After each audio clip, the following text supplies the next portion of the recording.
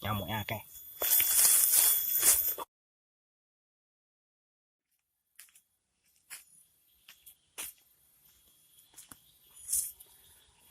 Ya, jumpa lagi dengan saya.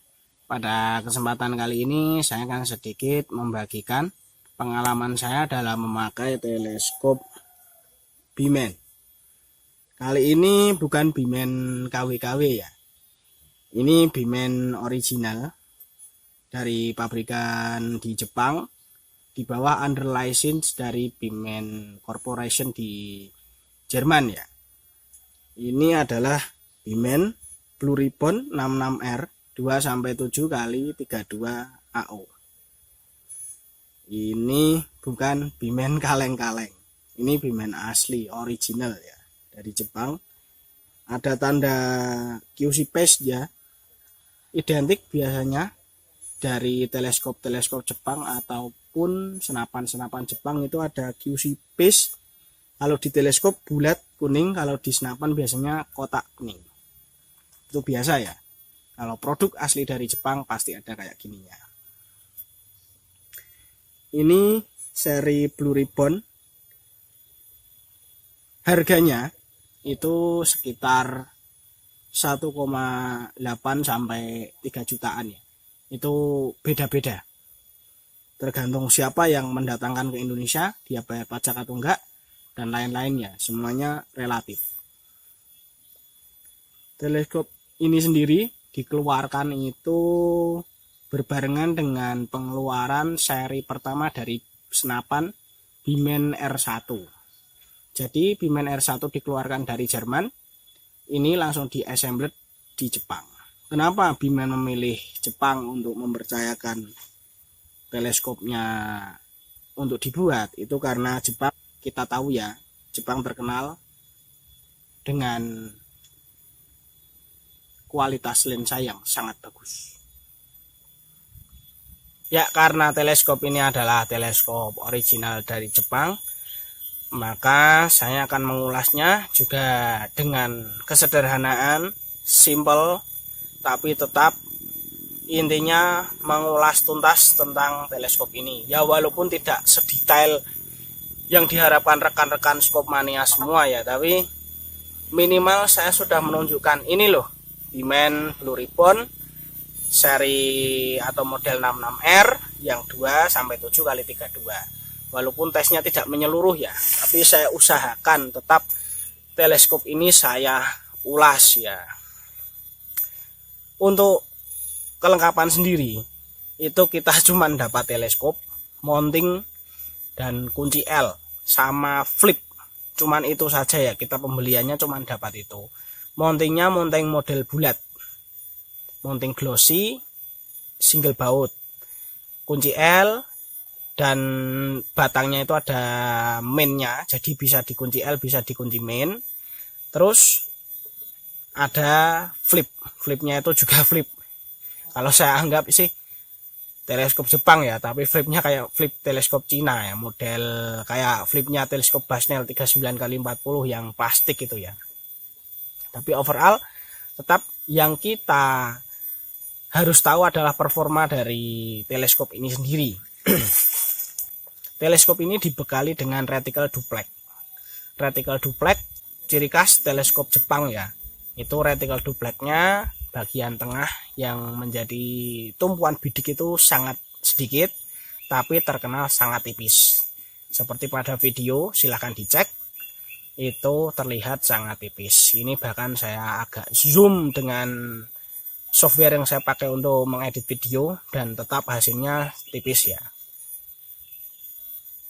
Untuk view sendiri itu viewnya juga cukup lebar. Untuk sekelas teleskop kecil kayak gini viewnya cukup lebar. View teleskop itu bukan tergantung dari besar atau kecilnya OD suatu teleskop. Dalam artian OD tabung ya, atau bahkan bagian depan lensanya. Ada yang beranggapan semakin besar teleskop, semakin besar bagian depannya, atau semakin besar tabungnya, itu view-nya semakin besar. Enggak juga. Ada yang sudah punya vektor Minotaur 1060x50, view-nya kayak apa? Saupil kan, kecil banget. saya sudah garap Victor Minotaur itu beberapa unit untuk dibesarkan dan diganti retikelnya yang lebih tipis lagi ya. Padahal dari sana Victor Minotaur itu memang spesifikasinya udah untuk main band race ya, atau mungkin untuk main tripos atau field target. Tapi pengguna di Indonesia pun masih kurang puas. Yang udah punya Victor Minotaur pasti bisa komentar di kolom komentar di bawah apa yang pernah dirasakan dan bagaimana pengalaman merasakan Victor Minotaur. Pasti dengan teleskop Basnel 3940 pun lebih lebar pandangannya Basnel. Jadi view itu tergantung pada bantalan retikel, bukan besar atau kecilnya OD dan bagian depannya. Back topic, untuk airlift, ini airliftnya cukup pendek, cuman sekitaran segini ya, 5-6 cm. Enak banget. Langsung fokus ya. Bedanya teleskop Cina dan teleskop Jepang atau Jerman itu, sekali kita menempatkan mata di bagian belakang teleskop itu, kita bisa mendapatkan langsung fokus ya, enak. Memang sudah didesain seperti demikian. Jadi memang mereka mengutamakan durability dan kenyamanan ya. Jadi lebih ke kenyamanan dan kualitas. Makanya harganya cukup ngedrill ya. Tapi bagi saya ini murah kok. Cuman sekitar 3 jutaan sampai di Indonesia. Jadi cukup murah ya. Untuk zoom sendiri, ini zoomnya minimal 2 dan maksimal adalah 7. Seperti pada video, karena bagian belakangnya itu ikut mutar ya. Ini model-modelnya seperti teleskop-teleskop jadul, sistemnya itu ikut mutar. Jadi saya agak kesusahan dalam men-setting zoom. Jadi ini yes, pokoknya tidak bisa saya kasih mounting kamera, tapi intinya tetap saya usahakan agar bisa mendapatkan view zoom ya. Minimal 2 kali dan maksimal adalah 7 kali. Untuk turret sendiri modelnya ini adalah model stopper. Jadi ini model stopper, ada stoppernya ya. Jadi di bagian skala itu di bagian bawah sini, bagian bawah ini ada kayak cenilan ya, cenilan atau apa ini namanya kalau saya cenilan ya apa? Ada kayak semacam pin yang menonjol itu untuk bisa menyangkutkan bagian tutup turret. Ini bagian tutup turretnya juga ada yang mencungul ya, ada yang menonjol juga. Jadi bagian tutup turret ada yang menonjol, bagian tabung ada yang menonjol. Jadi ketika diputar itu bisa mentok. Jadi ini zeronya harus lepas tutup turret dulu. Ini ditutup turretnya, ada baut dengan kunci min ya. Kita ambil, kita angkat, baru kita zeroing. Karena ini spesifikasinya untuk senapan, lebih ke senapan api ya. Jadi ini harusnya bagian atas itu skalanya di 0. Jadi ketika kita mainkan elevasi, biasa kalau pemain senapan angin pasti mainnya kan main up, cuman main up ya, up down. Itu sampai 28 MOA. Jadi ini memang spesifikasinya sebenarnya untuk senpi ya, dan untuk bagian samping itu juga plus sampai 14 MOA dan min sampai 14 MOA. Jadi ini settingnya harus buka tutup semua dulu, baru disetting dapat zero misal di 50 atau 100 meter, baru kita pasang di posisi netral masing-masing ya. Tapi ini juga nyaman kok dipakai di senapan angin. Untuk AO sendiri ini dibekali dengan 2 skala, yards dan meter. Jadi ada skala yards, ini yang stripnya merah. Strip merah itu yards dan strip putih adalah meter, unit meter ya. Jadi ini dibekali dengan 2 unit. Untuk coating sendiri ini coatingnya warna ungu.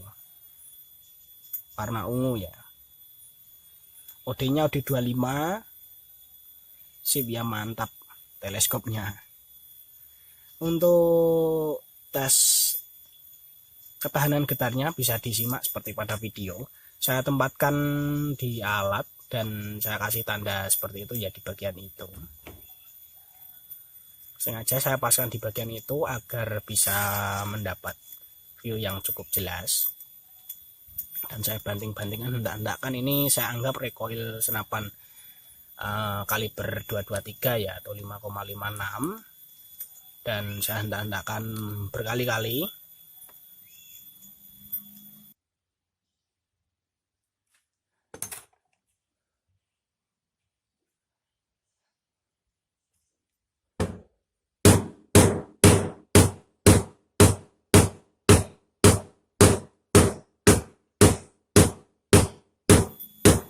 kita lihat ya apa yang terjadi pada teleskop ini, dan kita pasang lagi di alat, dan hasilnya adalah seperti pada berikut. Saya anggap teleskop ini sudah sangat bagus sekali ya, bagus sekali ketahanannya, durability-nya, shockproof-nya sangat bagus. Dan kebetulan setiap ada teleskop itu pasti saya bongkar. Saya pengen tahu ya dalemannya seperti apa, dan sistem platnya itu sudah sistem plat stopper tanam ya, jadi lebih kokoh. Saya mainkan turret pun juga stabil ya. Itu saya anggap teleskop Bimen Blue Ribbon model 66R27x32 ini sudah sangat bagus ya untuk dipakai di senapan. Cuman sayangnya di Indonesia itu yang masukkan teleskop ini sangat sedikit, dan stok di pasaran BNIB brand new in box atau barang baru itu sudah sangat terbatas. Mungkin ini para kolektor atau mungkin penghobi-penghobi sengin yang klasik-klasik banyak yang punya ya, tapi di Indonesia bisa dihitung kok dengan jari. Itu enggak banyak-banyak banget. Karena ini scope sudah ya saya anggap kelas premium ya. Ini sudah saya anggap kelas premium. Terima kasih sudah mengikuti review singkat dari saya. Untuk teleskop-teleskop lain, merek lain, brand-brand lain, silakan berikan saya masukan, kritikan, dan komentar di kolom komentar di bawah, agar saya dapat semakin kedepannya memperbaiki dan mengupgrade model atau cara review saya ya. Mungkin saya akan sesuaikan dengan durasi dan lain-lain. Mungkin ada tes-tes lain juga yang belum sempurna di review-review saya, akan saya sempurnakan kedepannya. Jangan lupa like, comment, share video ini agar teman-teman kalian juga pada tahu tentang video ini. Jangan lupa subscribe biar tidak ketinggalan dengan video-video saya yang selanjutnya.